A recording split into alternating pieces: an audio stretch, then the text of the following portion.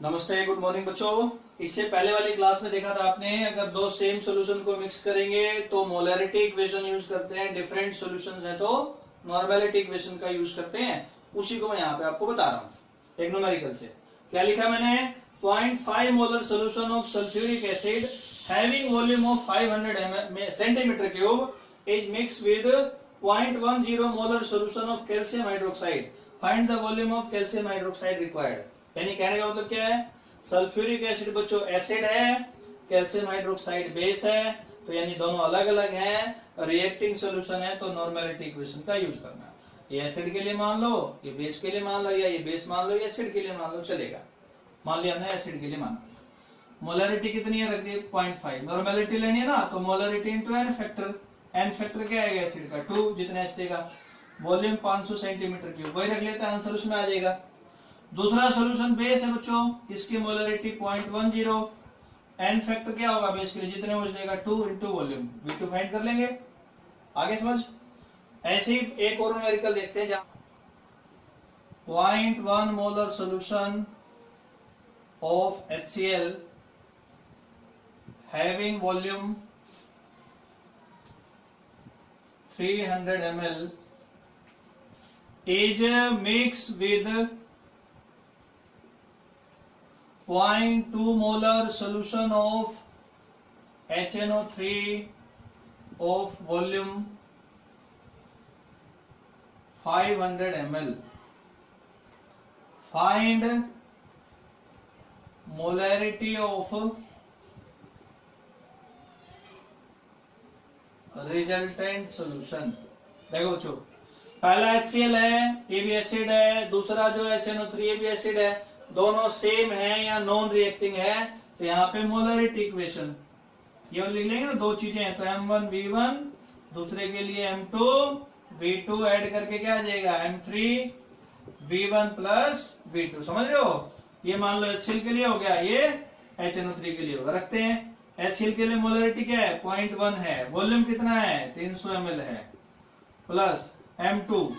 HNO3 के लिए molarity कितनी है? 0.2। वॉल्यूम कितना है? 500 ml। समझ रहे हो? M3 क्या आ जाएगा? वॉल्यूम जोड़ दो। पहले का कितना है बच्चों? 300। दूसरे का कितना है? 500। 300 प्लस 500। ठीक, इसको सोल्व कर लेंगे। यहाँ 30 हो जाएगा, यहाँ 100 हो जाएगा। लाके उधर से 800 से डिवाइड कर देंगे, M3 आ जाएगा। समझ आया? अगर सेम सॉल्यूशन है तो ऐसे ऐड करके मोलरिटी इक्वेशन का यूज करना। ठीक। अगला कॉन्सेप्ट, नॉर्मेलिटी निकालना हो। दो सॉल्यूशंस को मिक्स कर दिया। पहला सॉल्यूशन उसकी नॉर्मेलिटी वॉल्यूम, दूसरा सॉल्यूशन उसके लिए नॉर्मेलिटी वॉल्यूम N3। तीसरा जो आ जाएगा वॉल्यूम क्या आएगा? V3। तीन होंगे तो क्या आ जाएगा? ऐसे ही N3V3 या N4V4। एक आता बच्चों इसी में डाइल्यूशन इक्वेशन। डाइल्यूशन मतलब सॉल्वेंट के अमाउंट को इंक्रीज करना। क्या बोला मैंने? Dilution equation. दो तरीके से लिखते हैं। M1V1 equal to M2V2, N1V1 equal to N2V2।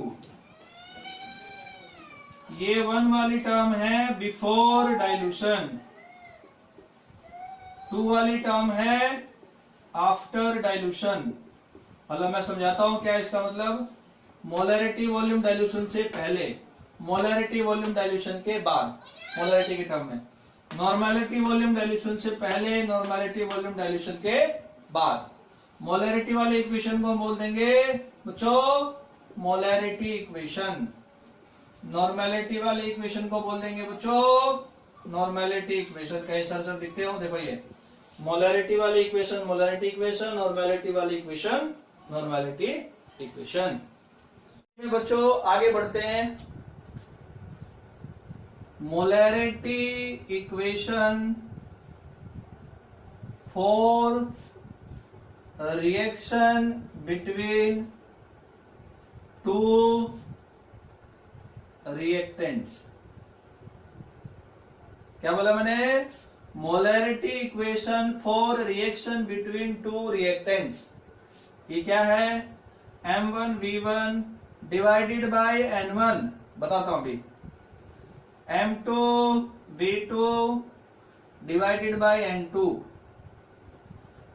ये सारी चीजें बच्चों, मान लो जो रिएक्टेंट एक है, पहला है, ये सारी चीजें किसके लिए, जो रिएक्टेंट दूसरा है उसके लिए। मोलैरिटी वॉल्यूम पहले रिएक्टेंट का, मोलैरिटी वॉल्यूम दूसरे रिएक्टेंट का, नंबर ऑफ मोल्स पहले रिएक्टेंट के लिए, नंबर ऑफ मोल्स दूसरे रिएक्टेंट के लिए। N1 क्या है, number of moles of reactant 1। N2 क्या बच्चों, number of moles of reactant 2, reactant 1 reactant 2। Clear. ऐसे बच्चों कहीं लिखा है मिली इक्विवेलेंट्स,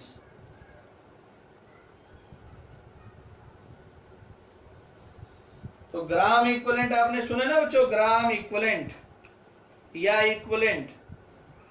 मिली मतलब 1000, यानी कि जो हम ग्राम इक्विवेलेंट बोलते हैं या बच्चों क्या बोलते हैं, इक्विवेलेंट्स बोलते हैं, उन्हीं का एक रिलेशन है। तो नंबर ऑफ मिली इक्विवेलेंट्स को अगर हम किससे डिवाइड कर देंगे बच्चों, 1000 से। मिली इक्विवेलेंट्स को किससे डिवाइड कर देंगे, 1000 से। तो किसके इक्वल आ जाएगा ये, इक्विवेलेंट के या ग्राम इक्विवेलेंट, किसके इक्वल आ जाएगा, इक्विवेलेंट के या ग्राम इक्विवेलेंट के।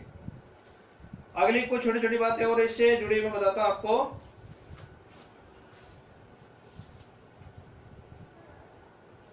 अगर कोई मान लो हमने रिएक्शन की बात करी बच्चों, रिएक्शन में हम ऐसा बोल सकते हैं, number of milli equivalents of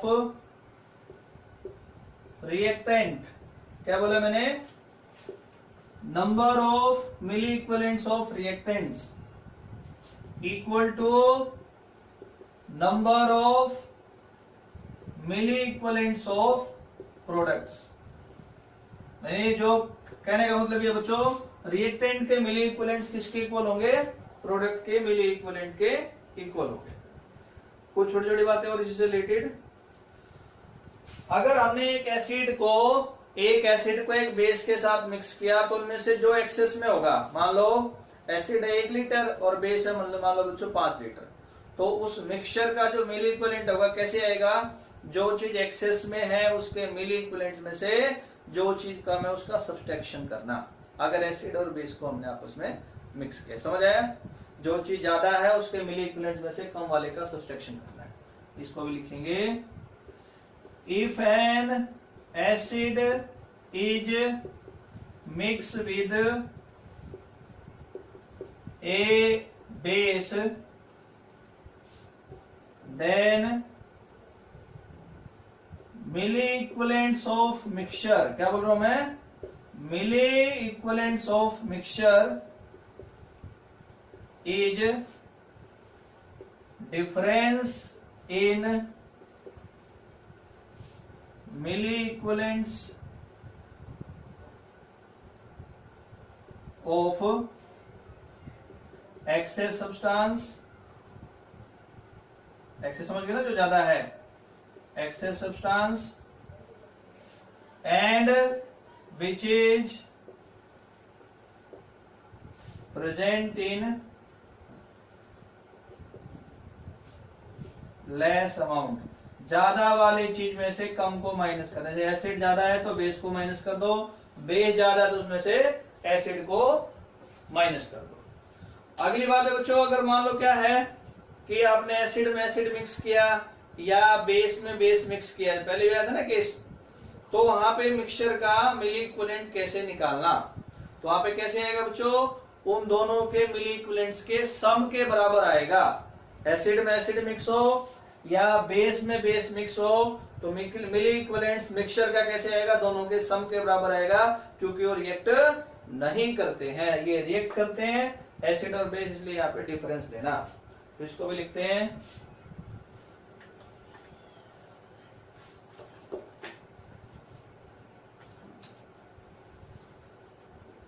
if acid is mixed with acid or base is mixed with base, तो मिक्सचर बनेगा। then milli equivalents of mixture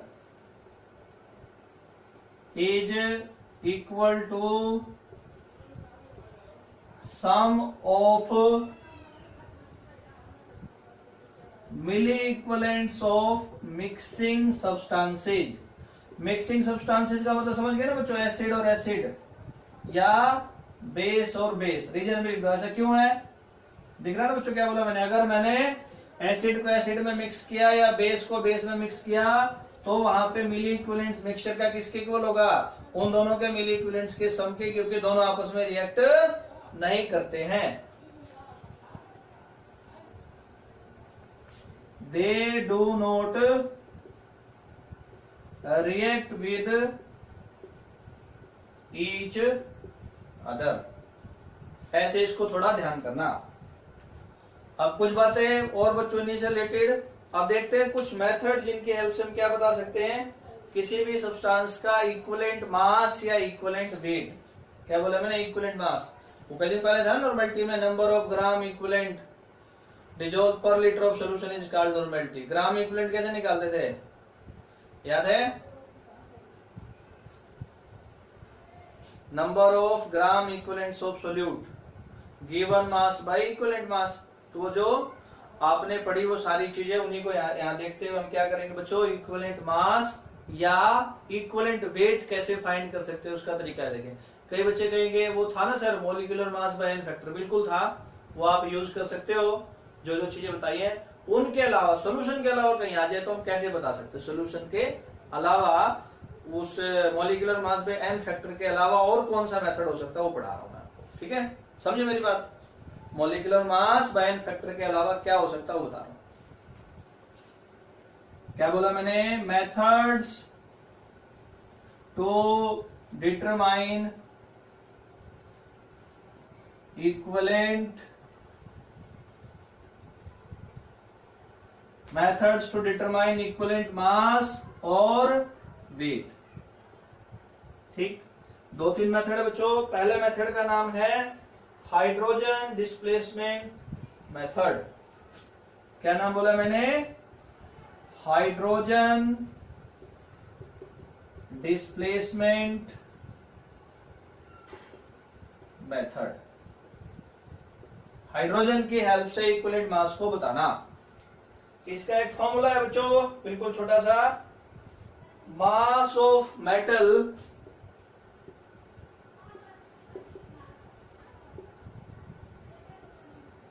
upon में mass of hydrogen displace.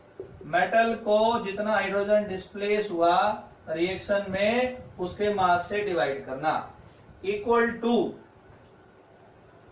Equivalent mass of metal. क्या लिखा मैंने, equivalent mass of metal by में equivalent mass of hydrogen.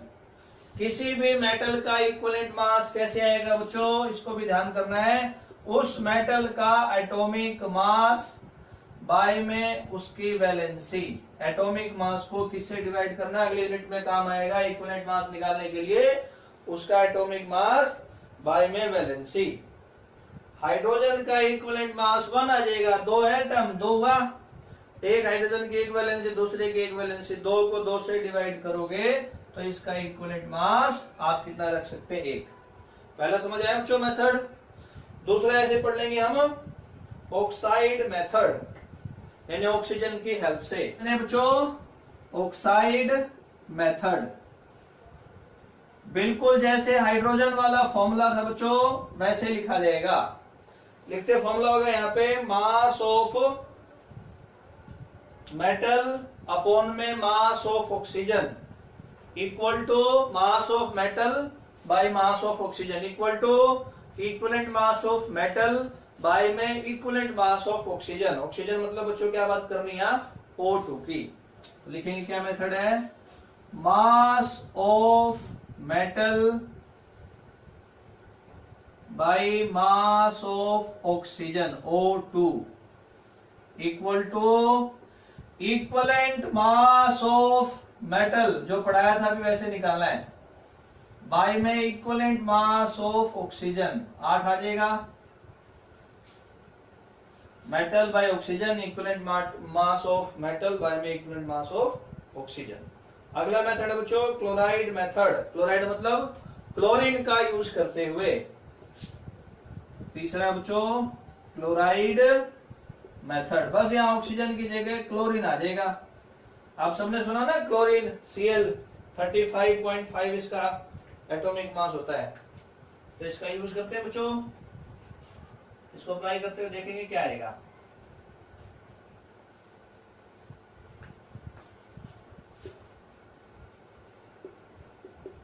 Mass of metal by में mass of chlorine equal to, देखो mass of metal by में mass of chlorine equal to equivalent mass of metal, कैसे आएगा, atomic mass by valency equal to equivalent mass of chlorine 35.5, ये आ जाएगा। तीनों method समझ आए। चौथा और लास्ट मेथड बच्चों डबल डिकम्पोजिशन मेथड, क्या बोला मैंने, double decomposition method. Double decomposition, ये भी ऐसा ही है, बस थोड़ा सा बदल इसमें मेथड।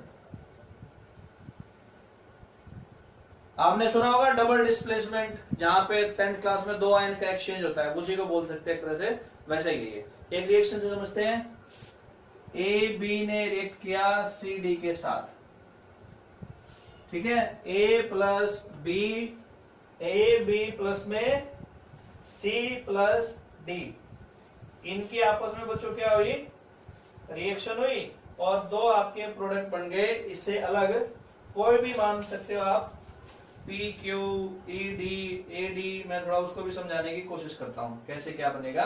मैंने कहा था ना कि 2 आयन का एक्सचेंज होगा, ये भाई इसके पास चला जाएगा ए डी, ये इसके पास चला जाएगा ए सी, हो गया ना एक्सचेंज। इसका मतलब इसका क्या कह रहा हूं मैं, बी की जगह क्या आ गया, कुल मिला के यहाँ पे ये ए और बी थे, एक्सचेंज हुआ बच्चों, बी यहां से गायब हो गया, ए के साथ डी आ गया। ऐसे बोल सकते हो, यहां से डी गायब हो गया, उसके जगह क्या आ गया, आपका बी आ गया, थोड़ा गड़बड़ लिख दिया मैंने, यहाँ क्या आएगा, बी आएगा। ए डी से जुड़ गया, बी सी से जुड़ गया, आपस में आयन का मान सकते हैं, 2 आयन का एक्सचेंज हो गया, इसको डबल डिस्प्लेसमेंट या डबल डिकम्पोजिशन मेथड बोलते हैं। अब लिख लेते हैं यहां से, मास ऑफ ए बी, ये जो आपने पहला